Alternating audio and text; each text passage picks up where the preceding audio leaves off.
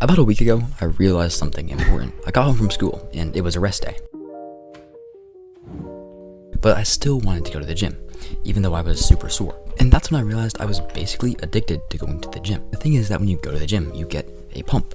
You get to see a snapshot of the progress that you're making. So you get motivated. You want to look the way you did with the pump all of the time. But how can something hard, like the gym, be addictive?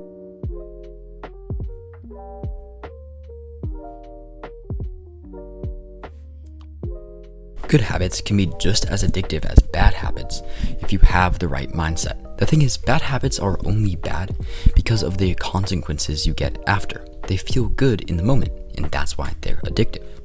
Like, for the first 5 seconds after you eat junk food, it feels good, but you know it's bad because in the long run, it's not good for you. But with things that you know are good in the long run, they hurt in the moment, and that's why they're perceived by your mind as hard to do. But even the hard things, the good habits, become easy when you feel the benefits of them. When you water a plant for the first month, it's hard to do because there's nothing to see. The plant looks like it's not growing, but in reality it is. It's all just happening underneath the surface. You can't see it. But then eventually it will sprout out of the soil.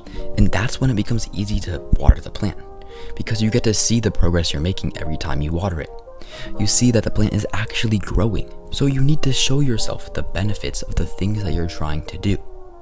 That's why things like the gym can be addictive, because you see the pump you have, you see the progress that you're making. Pump shows you what you will look like, and you start chasing tomorrow's progress today. Bars. If I was like trying to train my cat to sit down, and I didn't give it a treat or any inclination that I was doing the right thing, then it would have no reason to actually do the thing. It would never be trained. But if I did give it a treat, every time it sat down, it would eventually learn that this is something I should do. So simply give yourself some sort of short-term motivation. I give myself a daily goal in everything I want to do.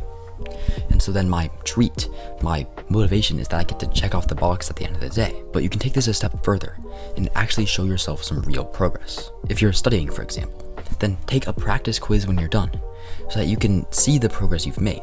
You can see that you've learned a bit and your grade went up. In school, it kind of sucks because you don't get your actual test results out or your actual grades for months.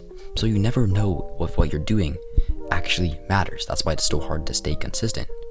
So just doing this, just giving yourself this breadcrumb trail will keep you consistent, will keep you addicted to self-improvement. So when I say this video can make you addicted to improving, I mean it. If you give yourself a short-term reward for doing the thing that you should do, it becomes just as addictive as the thing that you know you shouldn't do. Damn. Self-improvement should be fun. If it's not, then you're doing something wrong. If you genuinely want to make progress in the areas you care about, which I assume you do, then seeing progress in those areas should be fun. Other people look at me and are like, "You're productive all day? That must suck. Don't you ever have fun?"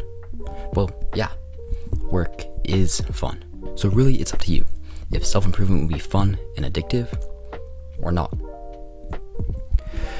Make it happen.